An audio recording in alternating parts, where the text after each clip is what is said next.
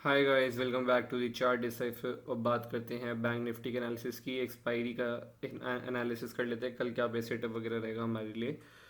तो यहाँ पे जैसे कंटिन्यूसली बताता आ रहा हूँ मैं, यहाँ पे मार्केट ने एक सपोर्ट बनाया था 43,500 का। ये सपोर्ट था 43,500 का। कंटिन्यूसली मैं बता रहा हूँ, मार्केट ने यहाँ पे सपोर्ट बना रखा है इस लेवल पे। और मार्केट अभी यहीं पर ही, अगर आप देखोगे तो यहीं पे ही कंसोलिडेशन कर रहा है। पहले यहाँ कंसोलिडेशन किया, फिर ऊपर गया, और अब वापस यहाँ पे आके रुक रहा है इस जगह पे। और आज की क्लोजिंग अगर आप देखोगे तो मार्केट गैप अप भी खोला है यहाँ पे, बट सच्चे ऊपर जाके कुछ मतलब कुछ मूव नहीं किया। नीचे ही आके इसने यहाँ पे थोड़ी नीचे जाने की कोशिश करी। 500 इधर आया, मेरे ख्याल 600 के करीब ही आए, 43,600 के करीब आया है। और यहाँ पे रिजेक्शन लेके थोड़ा ऊपर जाके क्लोजिंग कर दिया इसने। कल की क्लोजिंग के पास ही इसने इस जगह पे यहाँ पे रिजेक्शन लिया है। कल का जो प्रीवियस डे का यहाँ पे क्लोज था उसके पास ही। तो यहाँ पे देखोगे तो बैंक निफ्टी काफ़ी छोटी रेंज में फंसा हुआ है। आज के दिन भी अगर आप देखो तो काफ़ी छोटी रेंज में ही ट्रेड किया है बैंक निफ्टी ने इस जगह पे। और 3 दिन हो गए अब यहाँ पे मार्केट एक ही रेंज के अंदर घूम रहा है। तो ऊपर की साइड में एक तो ये रेंज जो है ये, और नीचे की साइड में ये। अगर ये कल के सेशन में कहीं पे भी निकलता है इन दो तरफ, तो मुझे लगता है कि अच्छा मूव आ सकता है। एक्सपायरी का सेशन और है, तो 3 दिन के जो भी यहाँ पे पोजीशन कवर करने आएंगे लोग, तो नीचे की साइड में इस रेंज के ऊपर की साइड में आएंगे। बीच में जो है वॉलेटाइल या साइडवेज का ही जोन रहेगा। अगर आज भी आप देखो तो मार्केट पूरे टाइम साइडवेज है, सिर्फ एक कैंडल में ही सेलिंग आई थी, और उसके बाद ये रिजेक्शन लेके ऊपर चले गया था वापस से ये। तो वॉलेटाइल और साइडवेज ही रहेगा इसके बीच में। अगर आप नोटिस करोगे तो मैं 15 मिनट टाइम फ्रेम पे दिखाऊंगा। पोजीशनल की बात करूँ मेरे से यहाँ पे डेली टाइम फ्रेम के हिसाब से, तो यहाँ पोजीशनल मेरे अकॉर्डिंगली तो कोई ट्रेड नहीं है। एटलीस्ट जब तक ये इस रेंज के बाहर या नीचे नहीं निकलता है, तो तब तक तो कोई पोजिशनल ट्रेड है नहीं इस जगह पे।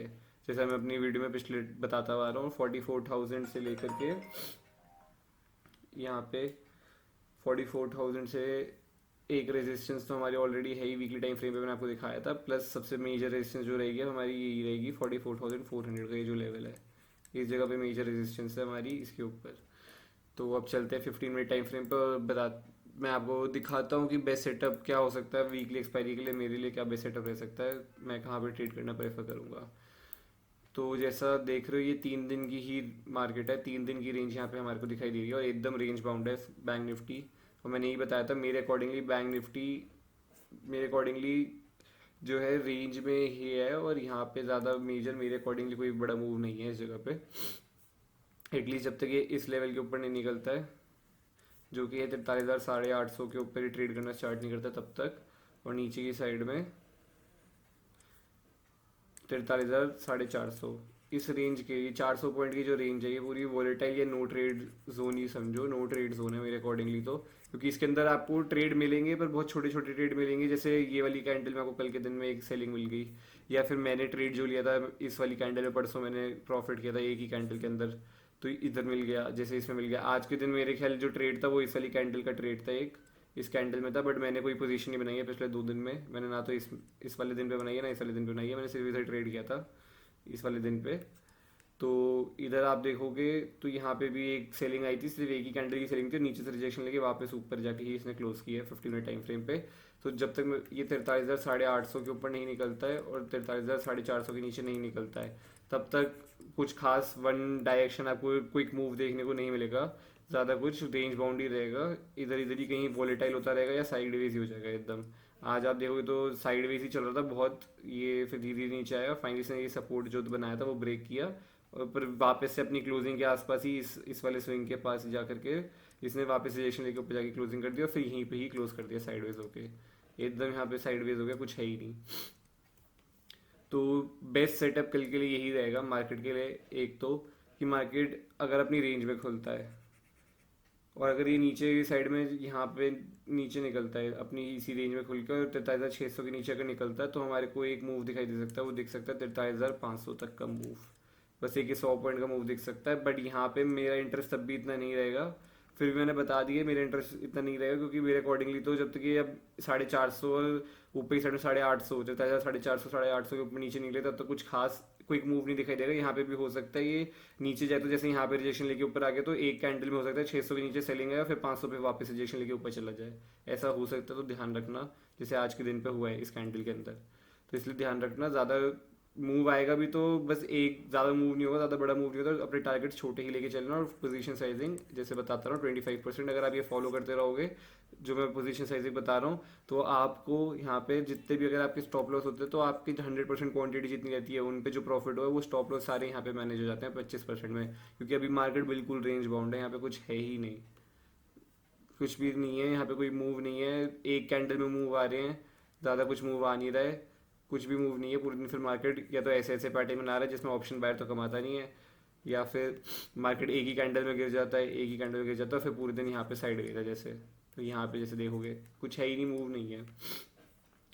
अगर ऊपर की साइड में जैसे बताता हूँ कंटिन्यूसली, ये अगर यहाँ से निकलता है 43,850 के ऊपर निकलता है, तो ऊपर की साइड में हमारे को 43,960 ये लेवल जो मैंने बता रखा है आपको, और 44,050, ये दो लेवल हैं, इधर तक के टारगेट दिख सकते हैं आपको कल के सेशन में। क्योंकि मुझे लगता है अगर इसके ऊपर ये रुक गया, ट्रेड करने लगा कंटिन्यूसली, या 15 मिनट की क्लोजिंग कर दी यहाँ पे कैंडल के ऊपर, इस जोन के ऊपर, तो एक बारी को शायद लोग कवर करने आ जाए उसको 44,000 तक, ये मे भी जा सकता है यहाँ तक।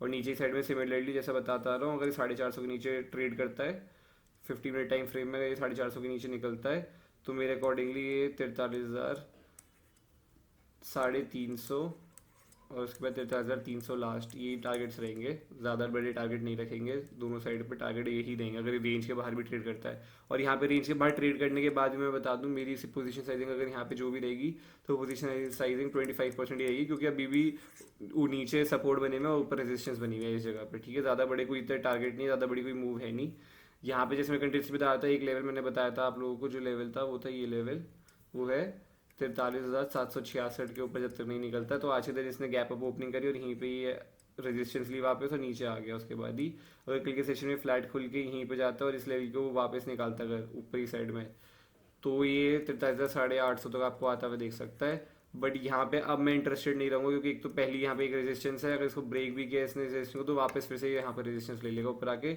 अब इतना मज़ा नहीं आएगा, क्योंकि अगर ये आज के सेशन में अगर ये नीचे खुलता, फ्लैट ही खुलता और यहीं पे रेंज बनाता और फिर निकालता कल के सेशन में ये वाला, तो हमारे को एक बारी को फिर भी इंटरेस्ट रहता।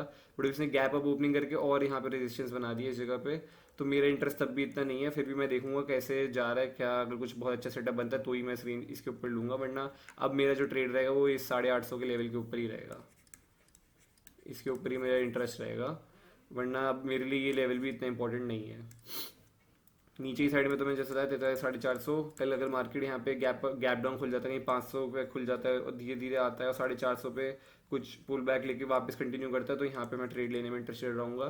सिमिलरली ऊपर की साइड में भी अगर यहाँ पे 800 के आसपास खुल जाता है, 800 के ऊपर ही खुल जाता है और 850 पे ट्रेड करता है, कंसोलिडेशन करता है कैप अप खुल के तो ऊपर निकलता है, तो मैं ट्रेड लेने में इंटरेस्टेड रहूँगा। फ्लैट या इस जोन के अंदर अब मेरा कोई इंटरेस्ट नहीं है।